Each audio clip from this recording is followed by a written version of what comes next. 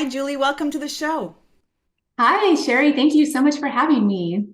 I'm so happy you're here, and we're about to talk about, I think, something super important. And the reason for that, and I didn't share this with you as we were talking offline, is I went through a burnout as well at the end of last year. And I actually, interestingly, felt it coming for many months. So I felt this heat.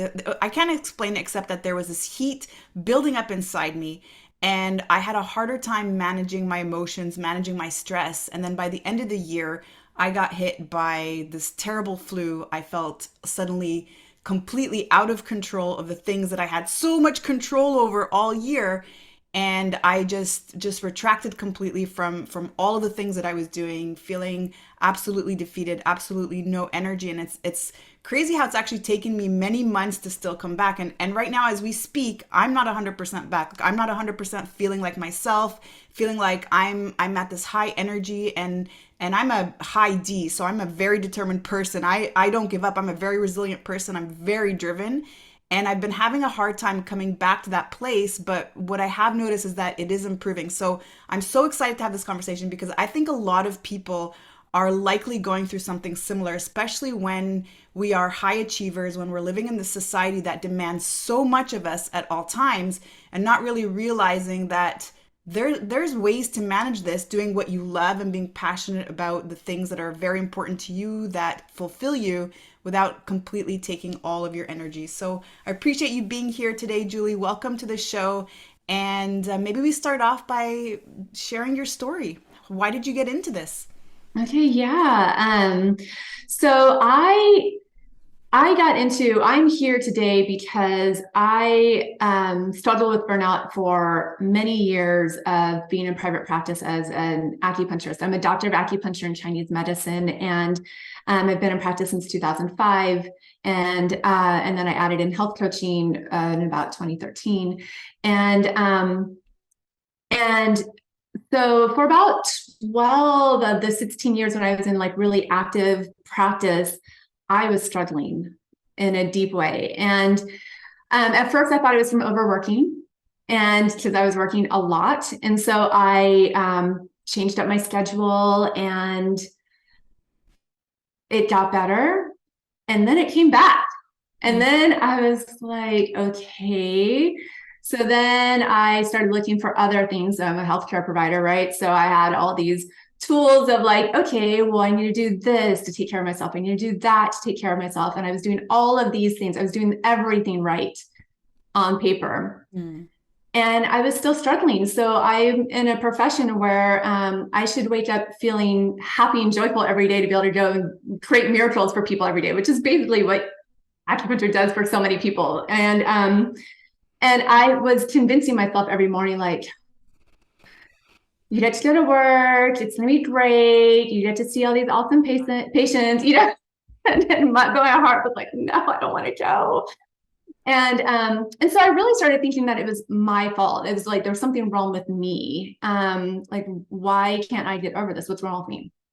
And it wasn't until I realized why I was like, I finally understood the root cause of the burnout. And the root cause was that I had abandoned myself. Oh my goodness. Okay. hmm Hmm. I was not me. Hmm. I was trying to be someone that I wasn't. I was a square peg in a round hole, trying to fit into a round hole. And once I had that realization, and it kind of like hit me like a wall of bricks. Um, Once I realized that, then that allowed me to start, it gave me permission to start really kind of stepping back and analyzing things, reimagining really like, okay, so I need to reclaim myself, basically. Right. So the healing process for the burnout for me has been reclaiming myself, Mm. Right. refinding myself. And, I mean, so yeah, so that's how I got here today, Mhm. because so this was obviously a process, and really that realization happened in I think 2020. Mm. And A and forced realization in 2020 where we were yes, forced to sit with ourselves for a long period of time. that's right. That's right. Yep. And so in that time that then I started realizing, okay, maybe I can reimagine things. Maybe it doesn't have to be the way I think it has to be. And so yeah, and it's interesting because I'm 2+ years out from the discovery kind of it, if you will, and it's still unraveling happening of, more coming into myself than I was then. But nonetheless, I'm definitely on the other side of it, and I'm so grateful. And so now I'm super passionate about helping other people with this because so many people are struggling with burnout, and as you've just described, and it's almost like it's expected now in our society. Yes. Right, right. We are congratulated for working so hard. We're congratulated for working through the weekends. We're congratulated for waking up earlier than we normally would to start working and then working late. And so this is a very positive thing as we see it in our environment and in our society.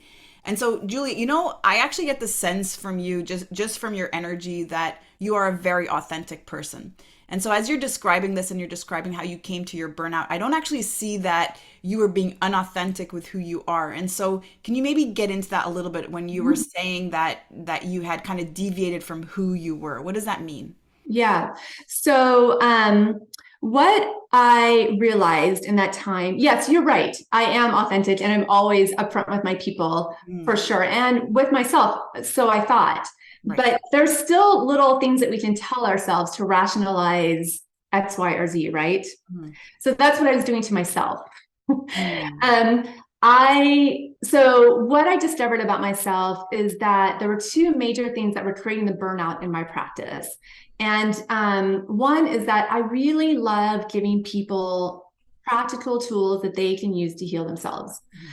Um, People, for me, when they would come in, and there's nothing wrong with this at all, but many people would come in for acupuncture because they wanted me to fix them because they were in pain and they wanted to get better. mm, Totally understand. And it's an amazing medicine for that.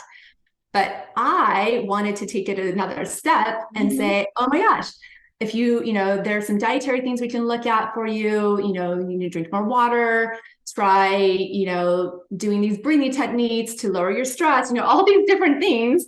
And they would just kind of like look at me, just like blank face and like, okay, but can you help my back pain? right. So that was incredibly frustrating for me over time. And I didn't realize how much it was wearing on me, but it was. Mhm. And the other part that went along with that is that I was putting out a lot more energy into my patients than I was receiving back. Okay. Yeah. And so those two things, and that became very obvious to me when I started learning the Akashic records. And when I learned my Akashic records and learned who I am at soul level and understood my soul level gifts, and those were the two things that stood out. Like I need to be able to give practical tools. I love giving tools to people, and I need to be around people who are open to that and open to receiving the wisdom that I have. Right. And also, I need to have a reciprocal relationship of energy coming. Right.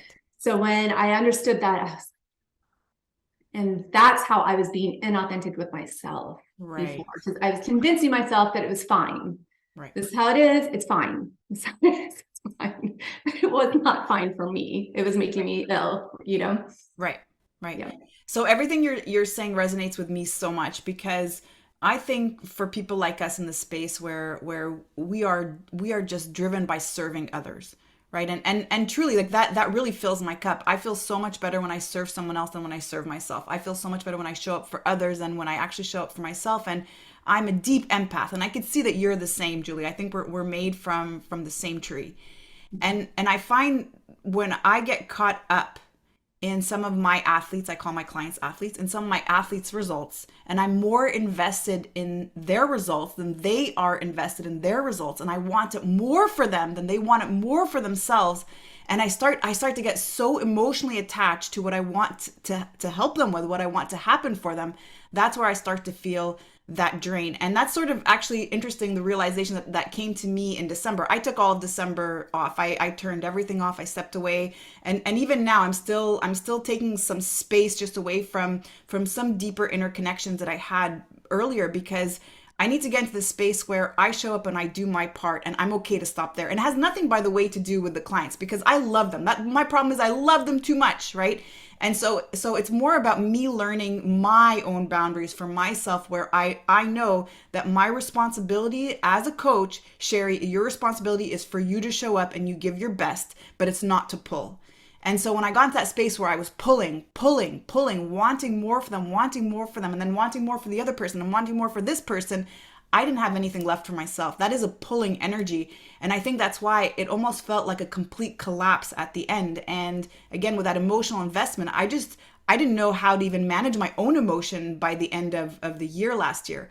And so it's so interesting that we're having this conversation because I think that we need to learn to conserve on our energy if we are going to show up as our highest selves for others and to continue to do this long term. Absolutely. We really have to be true to ourselves and honor ourselves and our needs. We can get so caught up in the other people and our clients and all the other things that need to be happening in our lives, right? We forget ourselves. And that's why I use the phrase, it's like we abandon ourselves, right? We get so laser focused on other things. But, it's this vessel that makes things happen. If we are not taking care of ourselves and honoring ourselves by having loving boundaries with ourselves, right? That's what creates the illness. That's what creates the dis-ease. In this case, the burnout, right? Burnout is just a symptom. Burnout is just a symptom of this, of losing yourself, of abandoning yourself, right? Of not honoring yourself. Yeah. Yeah, that really resonates so deeply. And as we're talking about it, I also want maybe moms to hear this too. I mean, there's a lot of us, whether we're working as coaches, whether we're working in the service field that we're both working in, or we're doctors, or we're nurses, or anyone who is providing service at a higher good for the greater good. I think we need to really understand this message because by tending to put ourselves last, by tending to want things more for others, wanting more success for our kids, wanting more for our kids than they want for themselves, I think that leaves us actually in a very vulnerable space. And I always say that, us as moms or women in general, I believe we are the center of the universe. And I know that sounds that sounds a little bit maybe extreme, but we are the center of everything else that's going around us. I don't know, are you a mom as well, Julie? I am not. I'm just a kitty mom. What do you But mean, Jess? They're the best. they are the best. But I see it all the time in my Right. clients and in my patients. Yeah, all the time. Yeah. And Yeah. so when we learn that when we're good, and I think sometimes we get caught up in that and we start to feel that self-care is selfish. And we realize that self-care actually allows me to work out of a full cup. It allows me to work with so much love and so much fulfillment already in my heart that I actually don't have any expectations. I don't have any attachments as to what an outcome could be because I already feel so good right now in my own container that nothing outside of me can actually influence or impact that. Yes, I love it. Yes, absolutely. It's like when you fill your own well, then you have plenty to give and you're not attached, Yeah. right? Because you're like desperately attached to get something back to try to fill it back up, right? And but that's always taking us out of alignment with ourselves too. When we are so invested in other people that we are like desperately waiting for something back or a result or something, and investing more than they're putting in. Yeah, Right. that's so not helpful. And so, yeah, it is a challenge, especially because these are often patterns that we develop, like in the family setting. And then, it can be, for us as coaches and for other people, like patients, all of that. It's easy to create that energy really of attachment. And that is the challenge. That is the challenge of really bringing yourself back into alignment. And each of us, we have to do it a little bit differently for each of us, depending on who we are, right? But yeah, that's a huge thing that I talk about is, self-care is not selfish. And there's actually one other layer of that I talked about with self-care, which when I say it, it always sounds very controversial, but I really personally, I have found it to be absolutely true. And that is that self-care is not what heals burnout. Mm. So self-love heals Mm. burnout, but Yes. self-care does not. I Mm. was the queen of self-care, I can tell you. When I was in the throes of burnout, I was doing everything. Hmm. On paper, like it looked like I should be happy, thriving, super energized, super excited about work every day. And I was barely getting by. I was using my self-care as a way of surviving. Mm. Do you see the difference? Mm. Right. So Mm-hmm. this is more of a coping mechanism. Actually, I can see that, right? We using exercise as a coping mechanism and over exercising, going for a walk, and then using some of these more physical type of and movement type patterns in order to actually express that energy versus learning how to pour in that energy, because love ultimately is the expansive energy, right? And I love what you say, that it actually does start with self-love, because if we are always focusing on our own self-love, we're always working out of this expanded space. It is the infinite energy, it is the default energy why we're here, and it is the frequency in which everything manifests and vibrates, and in which we can also work as our highest selves. Yes, absolutely. But yeah, so, if you're doing the self-care stuff, oh, I have to get this massage, or I have to go out and work out, or I have to meditate because otherwise I won't sleep tonight. I have to take these Right. supplements or else my body will fall apart. That's how I was doing things. It was like, oh, I have to do this. I have to do this, or else I won't make it through the week. I have to do this. Right. Right. Wow, Yeah. that's so powerful. I just want to hold some space for anyone who's listening, who's having this aha moment right now and just realizing that they've been operating for so long out of an empty cup, thinking that one day it's going to change.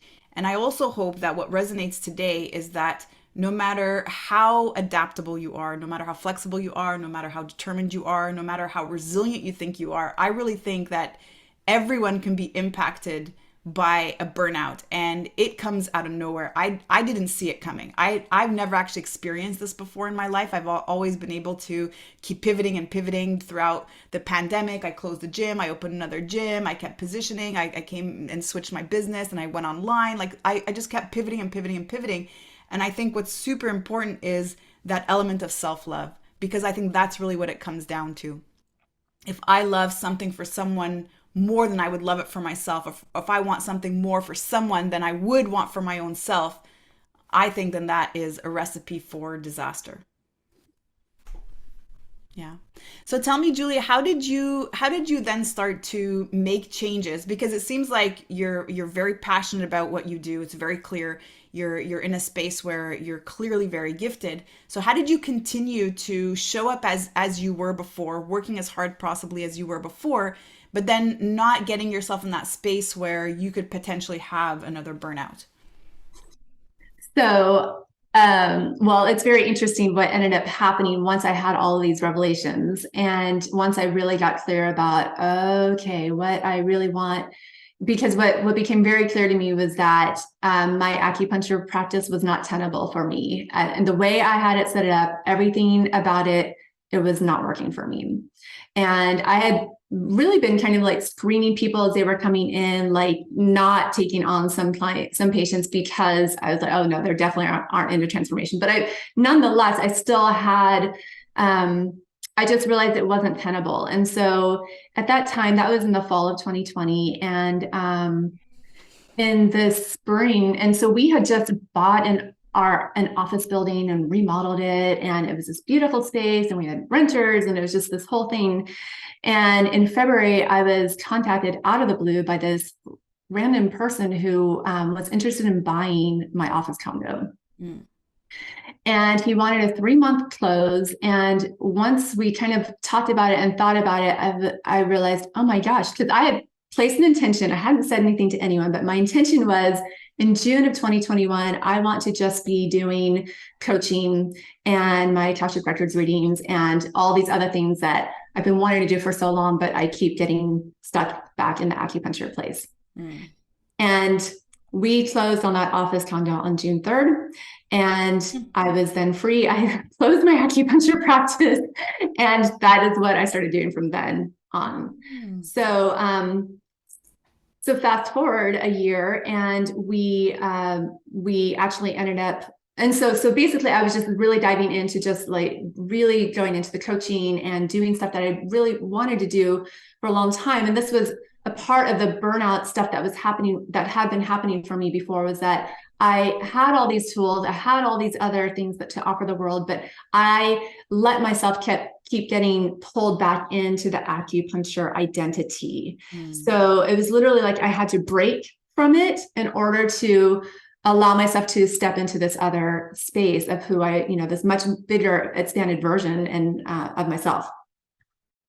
And so a year later, so last spring, we actually decided that we were going to move. My husband was already working remotely, and I was working remotely then. And so we realized we don't need to stay where we are. And so we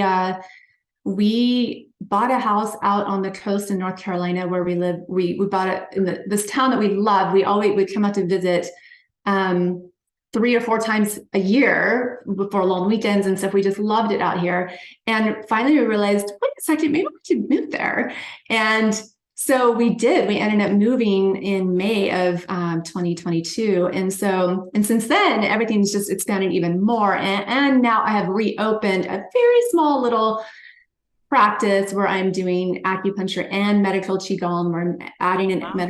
energy work, and I'm teaching yoga, and I'm teaching qigong, and I'm doing all of these I love this. things. So it's like fully, completely expanded, and it's all because I finally realized, oh my gosh, it doesn't have to be like this, right? It's like I have such an expanded life now. I'm so grateful. All because of that. So it's when you really step into alignment with who you are, when you really allow that, oh my gosh, it's like magic starts to happen. Wow. Wow. I see, as you're just sharing the story, like as you were going from, seeing people one on one in person to suddenly releasing your space and then starting to get aligned with the things that really are meaningful to you. I just saw your face completely shift. I just saw your energy and your body language completely change, and just this light coming off of you, and it's so clear that you are now in the right space. And so I love what you say also, that it's not about not working hard. Burnout is not about working less, which is something that you had tried doing in the past, which wasn't very successful, but it's about you becoming really aligned with what your true calling is. And there's this saying that God doesn't call the qualified, he qualifies the called. And so when we find that space where, okay, this is what I want to do. I don't care how. Like, I don't want to know the how, because I think that's where we get kind of tripped up, is that we're trying to always figure out, how am I going to do this? But I just need to know what it is that I want to do. And then I need to know why I want to do that. And when I know those two things, I just surrender, I let go, and I just start to follow. And it's so crazy how things start to line up. And you had the sale of your space right at the right time, where the whole pandemic is happening, and you're just in the perfect time of all this. So I love it. It's so, so beautiful. And so I love that this happened to you. But let's say somebody listening, how could they learn from this and start to make these changes in their lives? Because sometimes we're in that space of burnout. And surely for myself, about a month ago, I felt very stuck. Like, I didn't even know how to come out of this. All I knew was I wanted space away from people. I was extremely exhausted. Even things that I love, like working out or going for walks, were extremely difficult for me. So a person who's suffering through that right now, how could they start to make those steps to come out of it? Yeah. So the most important thing is to create some space for yourself. Mm. So like what you did in December, is super important, because that's when, when we're in a state of busyness, then we can't get the messages from our body. We can't get the messages from the divine with Mm. our guidance, right? So creating some sort of space, even if it's carving out 15 minutes in the morning to meditate or pray or something, where you have quiet space, right? Um, so I think that is really important, because you have, for me and my experiences, is that if we don't have space, then we'll just stay on the hamster wheel, right? So, so you get the space that then you can receive the message. So you can really tap into your body and the messages that we're constantly getting guidance from our body. Is it aligned for me? Is it not? You feel it in your body when it is and isn't, but you don't know that when you're constantly in misalignment because it all feels the same. Oh, it feels gross. Right. So, yeah, so I think that that's the number one. And then the other thing is I like to ask open-ended questions of how could this be different? Or just starting to open yourself up to a possibility that maybe life could be different, that maybe you could reimagine something here, right? When we're so closed off and for so long, I thought, well, this is just what it has to be. This is just what it is. Then it doesn't leave opportunity for anything else. You're muted. That was so well said. I love that. And it's I think it's coming back to just, okay, if I didn't have responsibilities right now, if I didn't have financial responsibilities and responsibilities with kids and responsibilities with work and all these things, what would my ideal day look like? Yeah. Right? What would my ideal life look like? What would the perfect day for me look like? What are the types of things that I'm doing, right? And who am I serving and how am I doing that? And so I think coming back with that super clear vision of what I truly want versus what is expected of me, or who's expecting certain things of me. Am I fulfilling what I truly want, or am I fulfilling what others want of me or expect of me? I think that starts to also create some clarity, and start to shed some light around what is truly important to us. And so I love that. And again, for anyone listening, I really hope that you just know that there is a way out of it. And I love the way Julie's presenting it, and that she's talking about a spiritual approach to a burnout, which is not something that we oftentimes see. We always hear about, and especially if we go see a doctor once we've had a burnout, is get some more rest, sleep better, improve your sleep. And it's always these physical things that we're supposed to do, which is work less, but never really coming back to what is truly important to me and what is the most aligned with me, that I can maybe start to shift into and try to see how I can start to feel from those small changes. Yeah, absolutely. Yeah, it's I mean, basically the mainstream in any discussion of burnout in anything that I've ever seen is really just about managing symptoms. Right. It's not about healing yourself. It's not about getting to the root cause of why it's happening.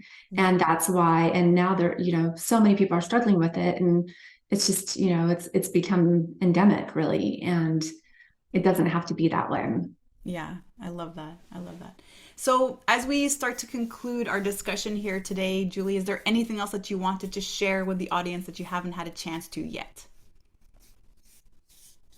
I feel like we've had such a great Yeah. full coverage here. I'm trying to think if there's anything else that we haven't mentioned. No, but I think just to finish it off is just really just to be true to yourself and know that it's okay to be true to yourself.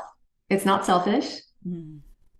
It's not, it's not going to hurt someone else. It's being true to you is what matters the most. And when you're true to yourself, really in the end, everyone around you benefits too. Mm. Because when your well is full, when you're, full of love for yourself, everyone in your life benefits from that, right?